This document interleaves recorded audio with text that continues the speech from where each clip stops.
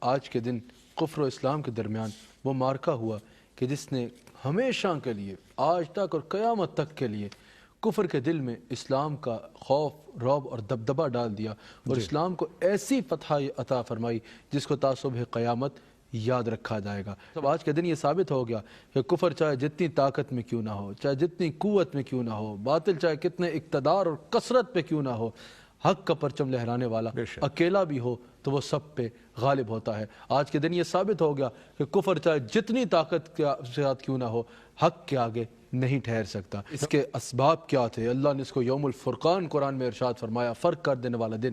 اس کے اسباب کیا تھے؟ میرے آقا علیہ السلام نے اعلان نبوت فرمایا نا، اور ان کے خداؤں کی نفی کی اور ایک واحد و یکتا اللہ کی طرف بلایا، اللہ کی توحید کے بارے میں بتایا، اپنی رسالت کا اعلان فرمایا، تو کفار مکہ کو ظاہر ہے یہ بات ہرگز پسند نہ آئی۔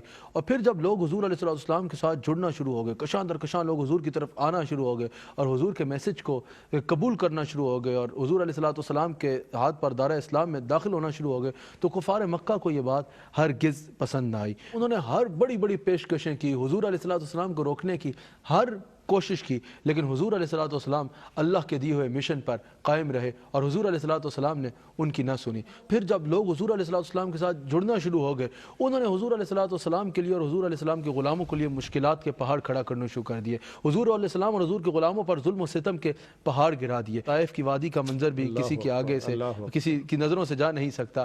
حضور علیہ السلام پر نماز کے دوران اوجڑیاں پھینکے جانے والے بھی معاملات جو ہیں ان سے تاریخ کے پڑھنے والے واقف ہیں۔ حضور علیہ السلام کے ساتھ تلخ کلامی کی جاتی، یہاں تک کہ جو حضور سے وابستہ ہوتا اس کے لیے بھی مشکلات پیدا کرتے۔ جب انہوں نے دیکھا اس طرح بھی مشن نہیں رک رہا، پھر لوگ حضور کے ساتھ جڑ رہے ہیں، انہوں نے یہ کیا کہ صحابہ کو اور صحابیات کو پکڑ کے شہید کرنا شروع کر دیا۔ اس حد تک انہوں نے مشکلیں کر دی کہ حضور علیہ السلام کو اور حضور کے غلاموں کو، صحابہ کرام کو ہجرت پہ مجبور کر دیا۔ ہجرت مدینہ کا بھی باعث یہی بنا کہ وہ لوگ وہاں پر چین سے رہنے نہیں دے رہے تھے۔ پھر جب حضور علیہ السلام اللہ کا حکم آیا، پھر حضور علیہ السلام نے جب ہجرت فرمائی نا، تو جو غلام حضور علیہ السلام کے مال ساتھ لے جا سکے تھوڑا بہت وہ تو انہوں نے ساتھ وہ لے گئے، لیکن باقی جتنا ان کا گھر مال جتنا تھا ان پر کفار مکہ قابض ہو گئے۔ انہوں نے کہا کہ اب جو رسول اللہ کے پیچھے جانا چاہتا ہے نا، اس کو یہ ذہن میں رکھنا ہوگا، وہ نہ سامان لے کے جا سکتا ہے، نہ اپنے گھر کی چابی لے کے جا سکتا ہے، اس کے گھر پہ بھی ہم قبضہ کریں گے اور اس کا سارا مال بھی ہمارا ہوگا۔ یوں انہوں نے سارے صحابہ جتنے گئے، جتنے بعد میں گئے، ان کے مال کو لوٹ لیا۔ بہت بڑی تعداد میں انہوں نے مال لوٹ لیا۔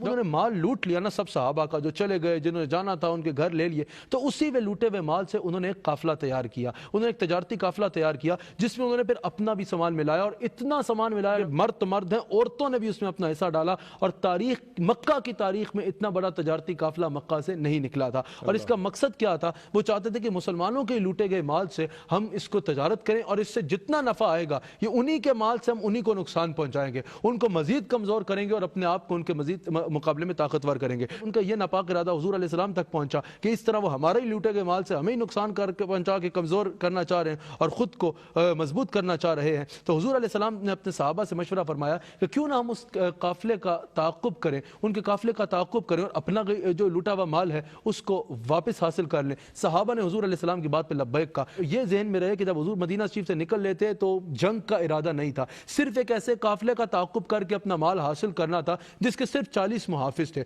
تو 40 محافظوں کا قافلے کے لیے حضور علیہ السلام کے تعاقب کے لیے حضور علیہ السلام کے ساتھ 313 صحابہ تیار ہو گئے۔ اب جنگ نہ کرنی ہو، صرف 40 محافظوں پہ مشتمل قافلے کو روکنا ہو، اپنا مال حاصل کرنا ہو واپس، تو اس کے لیے 313 بہت بڑی تعداد ہے۔ حضور علیہ السلام کے ساتھ حضور کے غلام نکلے۔ وہاں ابو سفیان کو یہ خبر ہوگی کہ حضور اپنے غلاموں کے ساتھ نکل آئے ہیں اس قافلے کے تعاقب کے لیے۔ ابو سفیان نے مکہ میں پیغام بھیج دیا ابو جہل کو اور دیگر سرداران مکہ کو کہ حضور علیہ السلام وہاں سے اس قافلے کے تعاقب کے لیے اپنا مال واپس حاصل کرنے کے لیے مدینہ شریف سے نکل آئے ہیں، تم لوگ اگر اپنا مال بچا سکتے ہو تو بچا لو۔ اور ابو جہل نے باقی سرداران مکہ سے کہا کہ یہ تو بڑا اچھا موقع ہے، وہ تو وہاں اکیلے ہیں، 313 نہتے لوگ ہیں، 80 اونٹ، 3 گھوڑے اور 8 تلواریں تھیں، کسی کے سب کے پاس تلواریں بھی نہیں تھی۔ تو کہا وہ نہتے لوگ 313 وہاں پر موجود ہیں جن کا بعد نہ جنگی تیاری سے نکلے، نہ تلواریں ہیں، نہ کوئی زیادہ نیزے باز ہیں، نہ کوئی زیادہ جنگی سامان ہے، چلو بہترین موقع ہے، ہم یہاں سے نکلتے ہیں اور ان کی کمر توڑ کے رکھ دیں گے، ہم صحرا میں ان کے اوپر اور ان کے نبی کے اوپر ایسا حملہ کریں گے کہ وہ دوبارہ کبھی اٹھ نہ پائیں گے، ان کے اوپر ایسا حملہ کرتے ہیں۔ وہاں پر جب حضور علیہ السلام کے اوپر اور حضور کے غلاموں کے اوپر حملہ کرنے کا منصوبہ ابو جہل نے پیش کیا تو دیگر جو سرداران مکہ تھے انہوں نے کہا کہ ان کا مقابلہ اتنا آسان نہیں ہے، ان کا مقابلہ کرنا اتنا آسان نہیں ہے، وہ بڑے بلند ہمت لوگ ہیں، یہ وقت مناسب نہیں ہے. اور یہ وہ سردار تھے ڈاکٹر صاحب کہ اگر یہ شامل نہ ہوتے نا تو قافلہ نکل نہ پاتا. ابو جہل کے ساتھ جب ان لوگوں نے ملنے سے انکار کر دیا, شیطان نے دیکھا یہ کام تو مشکل ہو رہا ہے, یہ تو قافلہ رہ جائے گا. شیطان بوڑھے شخص کی شکل میں سامنے آیا, کہا تم لوگ اتنے مردان عرب اور تم لوگ ان کے سامنے جاتے ہوئے ڈر رہے ہو جو نہتے 313 صحرا میں.